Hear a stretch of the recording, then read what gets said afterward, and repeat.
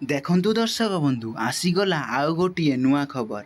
ଆପଣମାନଙ୍କ ପାଦ ତଳୁ ମାଟିକୁ ଖସେଇ ଆଣିଲା ଭଳି ଆସିଗଲା ଆଉ ଏକ ନୂଆ ନ୍ୟୁଜ୍। ହଁ ଦର୍ଶକ ବନ୍ଧୁ, ଏହି ନ୍ୟୁଜ୍ ଶୁଣିବା ପରେ ପ୍ରତ୍ୟେକ ପୁରୁଷ ଉପରୁ ଗୋଟିଏ ନାରୀ ବା ଝିଅର ବିଶ୍ୱାସ ଓ ଭରସା ସବୁଦିନ ପାଇଁ ତୁଟିଯିବ। ତେବେ ଡେରି ନ କରି ମୁଁ ସେହି ଭିଡ଼ିଓ ବିଷୟରେ ବା ସେହି ନ୍ୟୁଜ୍ ବିଷୟରେ କହିବାକୁ ଯାଉଛି। ତ ଭିଡ଼ିଓଟିକୁ ଷ୍ଟାର୍ଟ କରିବା ପୂର୍ବରୁ ଆପଣମାନଙ୍କୁ ଏକ ଛୋଟ ଅନୁରୋଧ।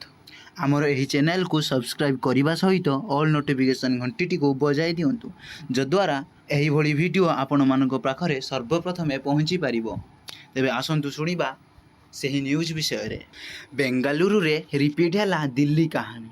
2 ବର୍ଷ ତଳେ ପ୍ରେମିକାକୁ ଯେମିତି ଖଣ୍ଡ ଖଣ୍ଡ କରି ଫ୍ରିଜ୍ରେ ରଖିଥିଲା ଶୈତାନ, 2 ବର୍ଷ ପରେ ସେମିତି ବିଭତ୍ସ ହତ୍ୟା କଲା ଆଉ ଜଣେ ଜଲ୍ଲାଦ। କେବେ 35 ଖଣ୍ଡ ତ କେବେ 59 ଖଣ୍ଡ ହତ୍ୟା ପରେ ଫ୍ରିଜ୍ରେ ମୃତଦେହ। 2022ରେ ଦିଲ୍ଲୀର ଶ୍ରଦ୍ଧା ୱାକର ତ 2024ରେ ବେଙ୍ଗାଲୁରୁର ମହାଲକ୍ଷ୍ମୀ। ସୀମା ଡେଉଁଛି ଶୈତାନଙ୍କ ଅପରାଧ, ଲୋମଟାଙ୍କୁରା କାଣ୍ଡ, ଦୋହଲି ଯାଉଛି ଦେଶ। ହତ୍ୟାର ନୂଆ ତରିକା କେଉଁଠୁ ଶିଖୁଛନ୍ତି ଅପରାଧୀ? କେବେ 35 ଖଣ୍ଡ ତ କେବେ 59 ଖଣ୍ଡ ହତ୍ୟା ପରେ ଫ୍ରିଜ୍ରେ ମୃତଦେହ। 2022ରେ ଦିଲ୍ଲୀର ଶ୍ରଦ୍ଧା ୱାକର ତ 2024ରେ ବେଙ୍ଗାଲୁରୁର ମହାଲକ୍ଷ୍ମୀ। ସୀମା ଡେଉଁଛି ଶୈତାନଙ୍କ ଅପରାଧ, ଲୋମଟାଙ୍କୁରା କାଣ୍ଡ, ଦୋହଲି ଯାଉଛି ଦେଶ। ହତ୍ୟାର ନୂଆ ତରିକା କେଉଁଠୁ ଶିଖୁଛନ୍ତି ଅପରାଧୀ? ବେଙ୍ଗାଲୁରୁର ଭୟଙ୍କର ହତ୍ୟାକାଣ୍ଡର ଭଦ୍ର ଲିଙ୍କ ପରେ ସାମ୍ନାକୁ ଆସିଛି ଆଉ ଜଣେ ଶୈତାନୀ ଚରିତ୍ରର ଜଲ୍ଲାଦ ରୂପ, ଯିଏ ଜଣେ ମହିଳାଙ୍କୁ ହତ୍ୟା କରି ଖଣ୍ଡେ 2 ଖଣ୍ଡ ନୁହେଁ, ଖଣ୍ଡେ କି 2 ଖଣ୍ଡ ନୁହେଁ, ବରଂ 59 ଖଣ୍ଡ କରିଛି। ହଁ ଆଜ୍ଞା, 59 ଖଣ୍ଡ, ଯାହାପରେ ସେହି ମୃତଦେହକୁ ଫ୍ରିଜ୍ରେ ରଖିଥିଲା। ହତ୍ୟାର 19 ଦିନ ଯାଏଁ ଫ୍ରିଜ୍ ଭିତରେ ଥିଲା ମହାଲକ୍ଷ୍ମୀଙ୍କ ଖଣ୍ଡ ଖଣ୍ଡ ମୃତଦେହ। ଆଉ 19 ଦିନ ପରେ ଯେତେବେଳେ ବିଭତ୍ସ ହତ୍ୟାର ଅପରାଧୀ ଓଡ଼ିଶାର ଭଦ୍ରକ ଧୂଷୁରୀରୁ ମିଳିଲା, ସେତେବେଳକୁ ଅଭିଯୁକ୍ତ କିନ୍ତୁ ଜୀବନ ସାରି ଦେଇଥିଲା। ବେଙ୍ଗାଲୁରୁ ଘଟଣା ସାରା ଦେଶରେ ହଇଚଇ ହେବା ପରେ ଏକ ଗଛରେ ରଶି ଲଗାଇ ଆତ୍ମହତ୍ୟା କରିଥିଲା ମୁକ୍ତିରଞ୍ଜନ ରାୟ।